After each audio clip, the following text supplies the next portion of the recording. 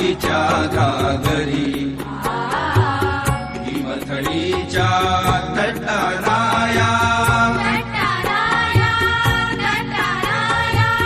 हिमथडीच्या तटाराया यमुनेचे पाणी पाजा जय महाराष्ट्र माझा जय जय महाराष्ट्र माझा गरजा महाराष्ट्र माझा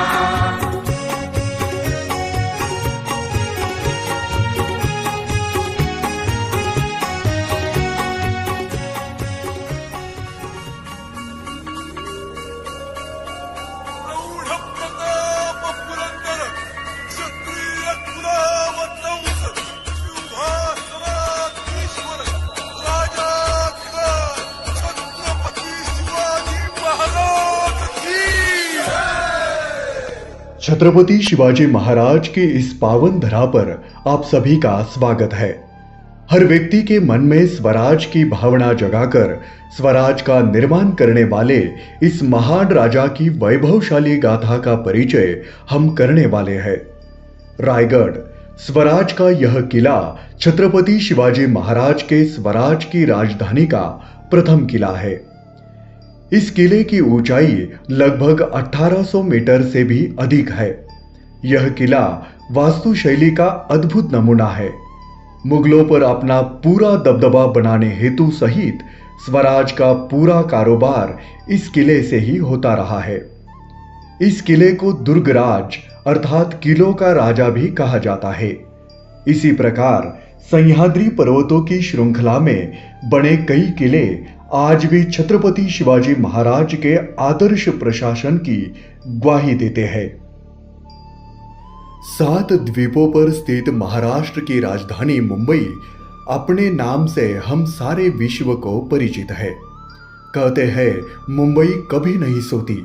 अपने विशाल और हर एक व्यक्ति को रोजगार देकर स्वाभिमान का जीवन प्रदान करने के लिए मुंबई जानी जाती है।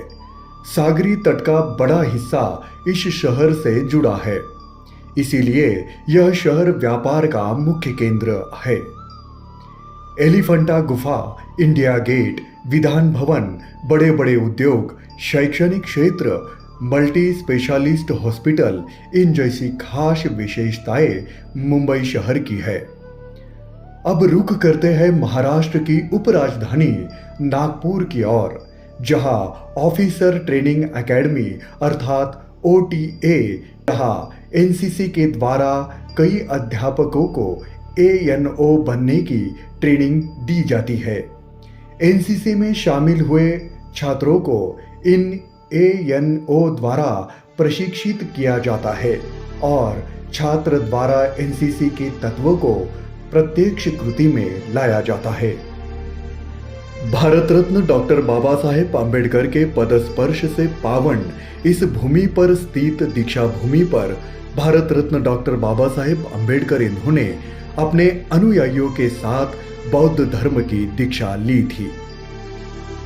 महाराष्ट्र की सांस्कृतिक राजधानी पुणे में महात्मा ज्योतिबा फुले और उनकी पत्नी सावित्रीबाई फुले इनके द्वारा लड़कियों के लिए प्रथम विद्यालय शुरू किया गया था। इसीलिए भारत की प्रथम महिला अध्यापिका का सम्मान सावित्रीबाई को दिया जाता है। इसी के साथ ही हम रुख करते हैं महाराष्ट्र की वास्तुकला की ओर। छत्रपति संभाजीनगर, जिसका गत नाम औरंगाबाद था, इस शहर में स्थित बीबी का मकबरा एक उत्तम वास्तुकला का नमूना है। यह मकबरा आगरा के ताजमहल की छवि भी कहा जाता है, इसीलिए उसे दक्कन का ताजमहल नाम से भी जाना जाता है। श्वेत संगमरवर पत्थरों से बना हुआ यह मकबरा पर्यटकों का आकर्षण बिंदु रहा है।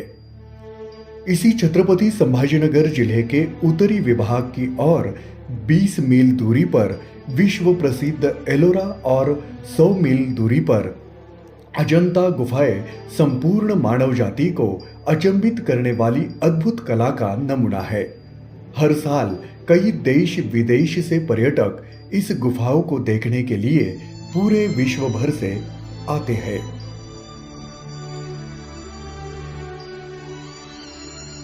इसी एलोरा में भगवान शिव के 12 ज्योतिर्लिंग में से एक ज्योतिर्लिंग श्री घृष्णेश्वर मंदिर यहाँ स्थित है।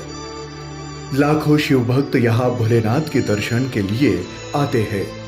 पत्थरों से बना हुआ यह मंदिर स्थापत्य कला का एक उत्तम नमूना है।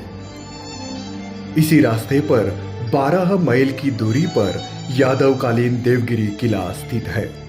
यह किला अपनी नियोजित रचना से अपने संपूर्ण जीवन काल में कभी भी पराजित नहीं हुआ है।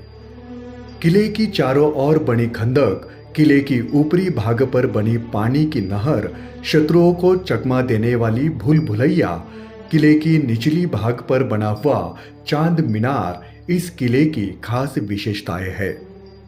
संभाजीनगर जिले के पास अहमदनगर जिले में श्री साईनाथ मंदिर है। यहाँ भारत और देश विदेश से भी साई भक्त अपनी मनोकामना पूर्ण करने दर्शन के लिए आते हैं। इसी के पास शनिदेव का प्राचीन मंदिर भी शनि शिंगणापुर में स्थित है।